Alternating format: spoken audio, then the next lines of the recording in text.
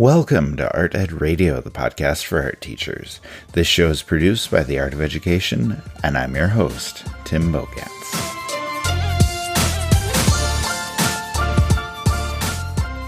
We've got a huge guest today, and I could not be more excited. I will be turning over the podcast in just a second so you can hear the interview that Abby Shook did with contemporary artist Jen Stark.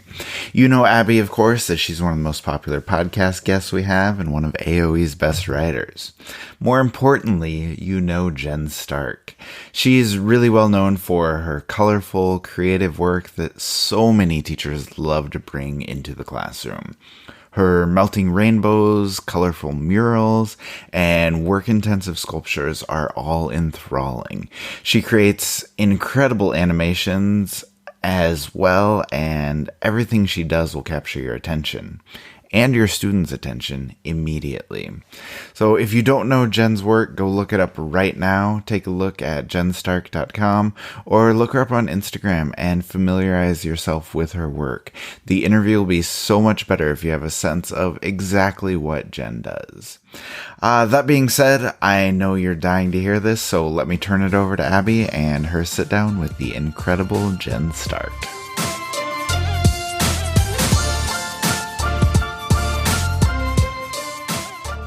Okay, this is Abby Shook here, and I am guest hosting for Tim today. And I am sitting in Jen Stark's studio. She is here with me. And Jen, how are you doing today? I'm doing good. Thanks for coming and joining. Yes, thanks for having me. So, for those of you that don't know, Jen Stark is actually going to be the featured presenter at the Art Ed Now conference on August 2nd. And I know that she has some awesome things that she's going to share with you, so you definitely don't want to miss that. But Jen, to get started here, a lot of art teachers, a lot of people they're familiar with your work. The vibrant colors that it has, it's really easy to recognize. But besides your work right now, I just want to ask you about yourself a little bit more on a personal level. Can you tell me a little bit about where you grew up, where you went to school, and how you ended up as an artist? Sure.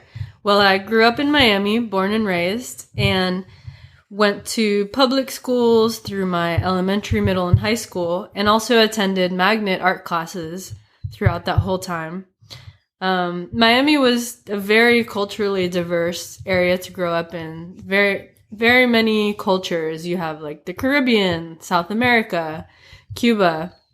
So there's all sorts of different people. It's almost like a melting pot. And I feel like that influenced my work, like the color of those regions and also the tropical plant life and how plants grow. I think it's definitely evident in my work now. Very cool. So, talking about your schooling experience a little bit, do you have any teachers that kind of stand out to you as being memorable, as somebody who really kind of shaped your work as an artist? For sure. I think teachers are so important in sparking creativity and, taking us to the next level. So I have a couple that I can remember throughout my lifetime that really made a difference in my life. My kindergarten teacher, Miss Barbara Knighton, she was awesome. She was very hands-on. She would bring all sorts of things to class to let us play with and, spark our creativity. So she, instilled that in me in kindergarten, which was amazing. And then my high school teacher, Mr. Tom Wairoba, he was an amazing inspiration. He taught a lot of self-discipline and, technical skills as well as creative skills. So he kind of prepared me for my professional career. Very good. So kind of along those same lines a little bit, can you talk about how you came to find your artistic style? Where did you start originally, and how have you discovered and evolved to where you are now? I think my artistic style sort of came from a love of like process, accumulation, repetition, a lot of different layers. And I've always loved those themes, even when I was a lot younger. So I think also a trip studying abroad in college kind of helped spark my style. It was junior year and I was studying in the south of France, and I didn't have much money to spend on art supplies, so I just bought a stack of construction paper. And it was, very simple material, but I started experimenting with it in my studio and turning this 2-dimensional piece of paper into 3D sculptures. So that kind of the necessity of like not having these like, fancy supplies, it kind of made me think out of the box and, try something new. Wow, that's amazing. I think about as like my own students who aren't necessarily going to have all of the financial means to kind of make that stuff. So I think that kind of speaks a lot to, you make do with what you can. And I think that's a really inspiring statement that can be, shared with those that are looking to create and just a piece of inspiration to continue on. So kind of going along with that a little bit, who are some of your favorite artists? Some of my favorite artists are, I love Tom Friedman. His concepts and kind of humor with artwork is incredible.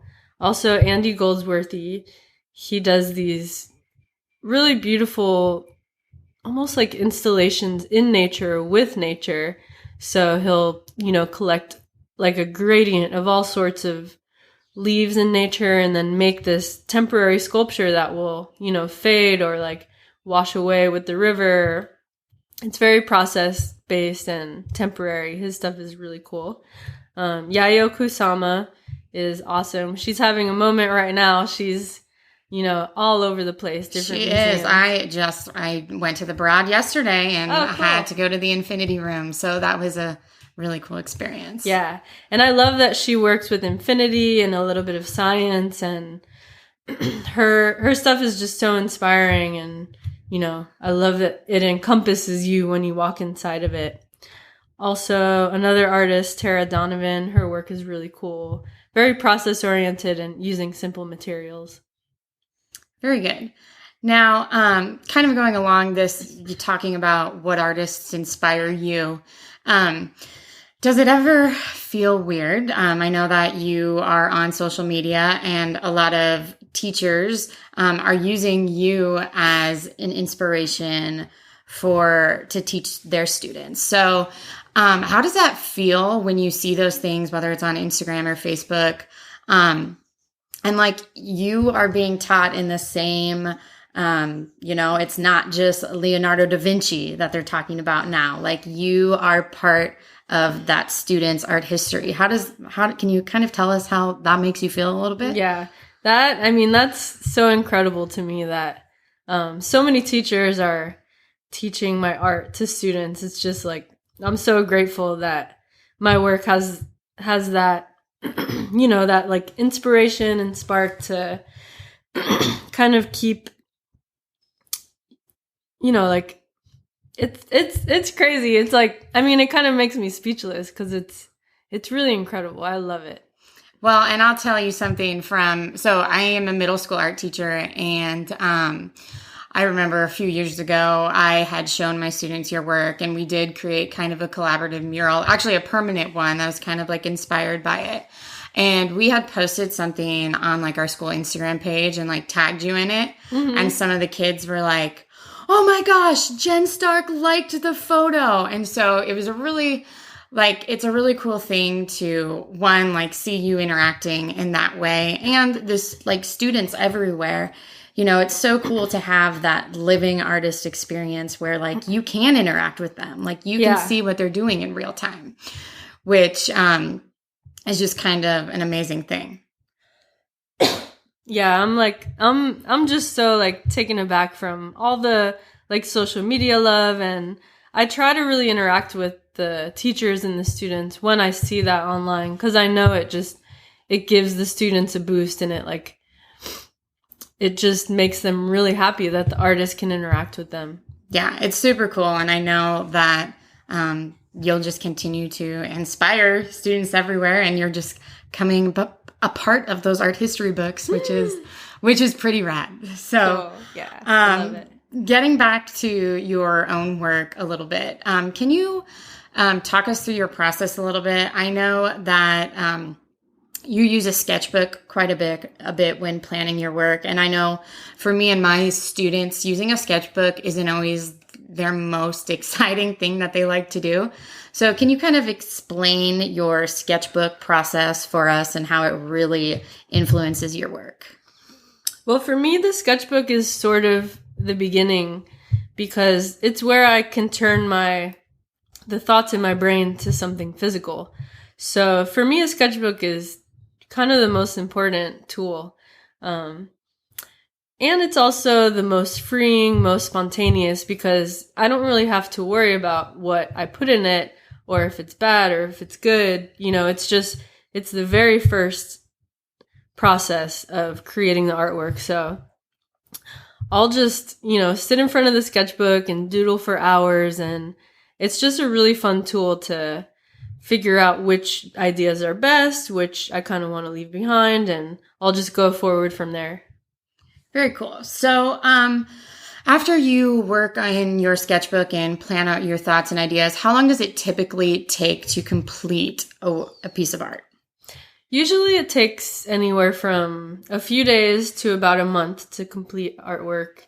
It depends on the size and intricacy. The smaller sculptures and drawings are anywhere from a couple days to like a week.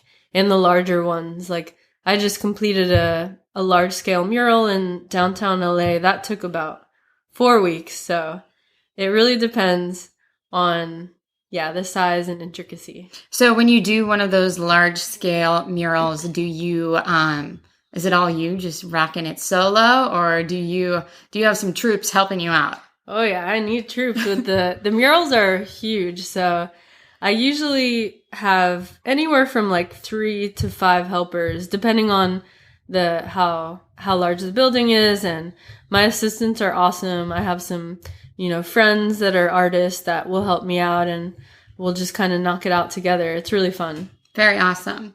So do you have a specific, do you have a favorite piece that you've ever created or collaborated on?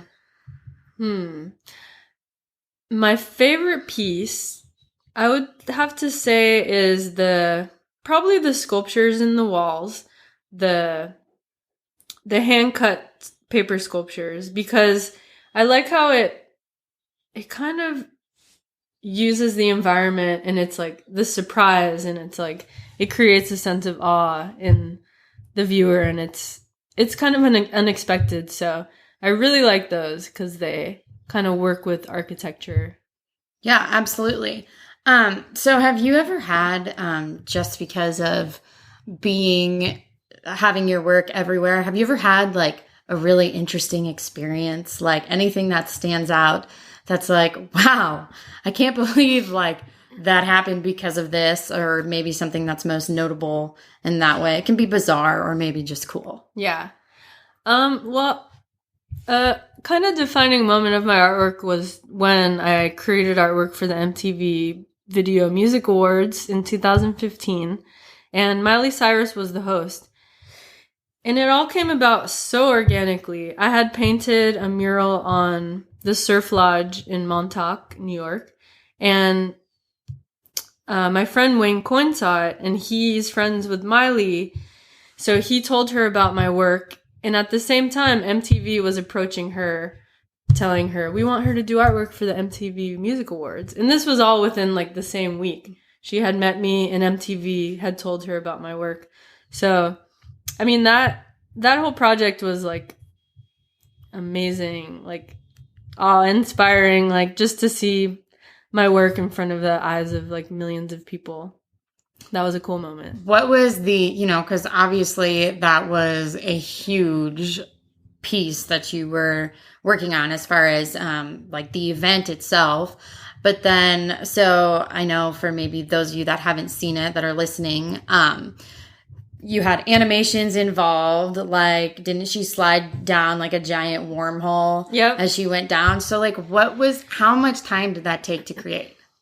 Well, a lot of it was mainly like a lot of design. So we had fabricators in LA create the actual wormhole. So I just told them like the specifications, the different colors, and they created it. And it needed to be able to break apart because it was on the stage. So it had like wheels on it, and it was this huge like 20-foot thing. And then the other thing was animations I did for the actual stage design, and I worked with an animator friend he's an amazing like genius at animating. So we worked closely together, and I think the whole project took about 2 months. Wow. That's amazing. So what other things are you working on right now, or where are you taking your work next? Well, I'm working on a couple collabos. I'm going to be in some art shows in LA soon, and just trying to take my work to the next level. I'd really love to start creating outdoor sculptures that have a renewable energy element in it, like solar or wind, so that the sculpture, it's like, this awesome, beautiful, like inspiring thing, but it also gives back to the community. It can, give actual energy, which is so cool. So that's kind of where I want to go with it. Awesome. Well, I know that a lot of students and teachers are going to be continued to be inspired by your work. So do you have just one last piece of advice before we get out of here? Just to kind of, if you have a student, if a teacher has a student that is an aspiring artist, what's one piece of advice you would give them as they look towards the future? I would just say, follow your heart, whatever you love, just keep going at it, keep that passion, have a lot of self-discipline. You have to work really hard at what you want, especially if it's something that is kind of out of the box, like being an artist, or something that's not like a typical job. You really have to put a lot of work into it, but as long as you don't give up, I feel like you can sort of achieve whatever you want.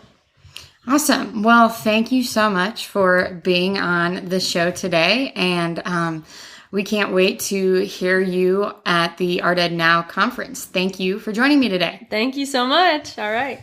What an awesome interview. I loved hearing the story behind the Video Music Awards and how Jen just casually dropped the name of Wayne Coyne, the lead singer of a great band called the Flaming Lips. I also love getting some of the behind the scenes stories about her murals and her working process. So I appreciate Abby putting together such a great interview and getting Jen to open up about all that. And as Abby said, we are lucky enough to be working with Jen for the 2018 Summer Art Ed Now Conference.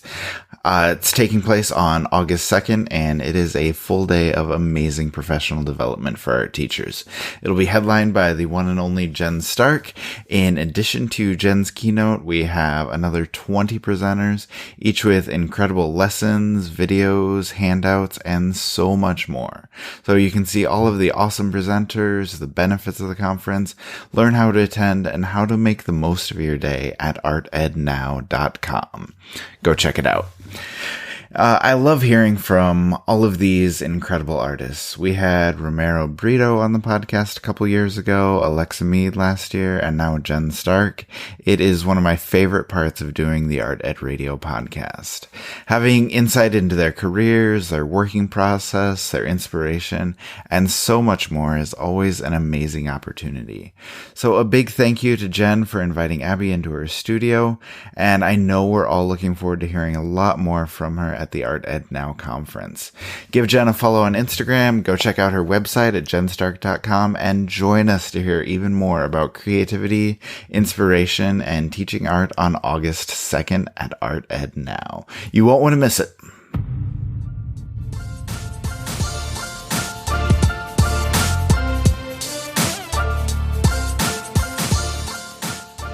Art Ed Radio is produced by the Art of Education with audio engineering from Michael Crocker. Our email list has exploded over the past few weeks with all kinds of new people signing up. The email today even has a cool behind-the-scenes photo of Abby and Jen in Jen's studio after the interview. Make sure you go sign up at artedradio.com. Thanks for listening, and we will talk to you next week.